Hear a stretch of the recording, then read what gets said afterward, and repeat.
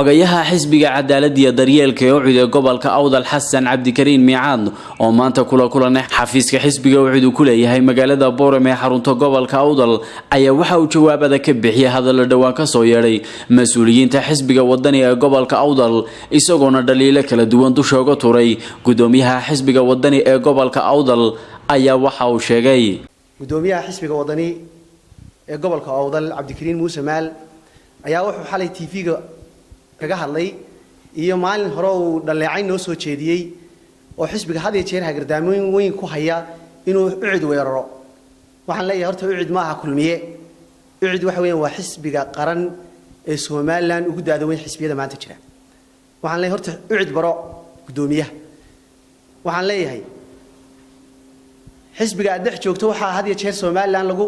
yaqaanaa hagardaameynta iyo kala qoqobka bulshooyinka Soomaaliland yaa reehibilay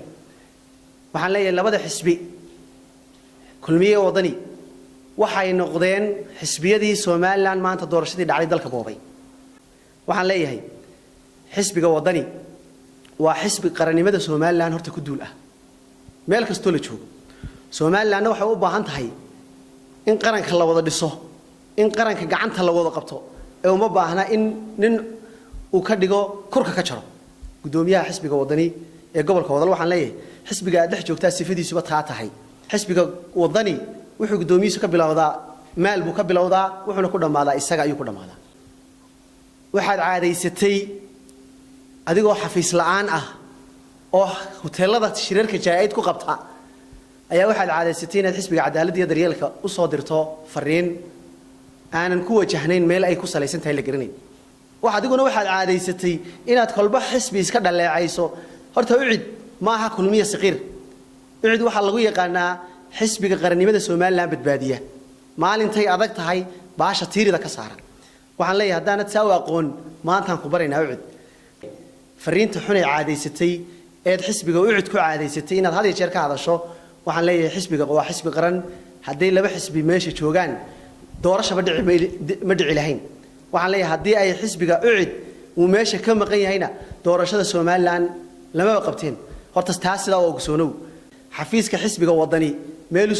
meelu gobolka Awdal kaga yaalo ma naqaano bari dhaweyd waxa dhacday in xisbiyada ucid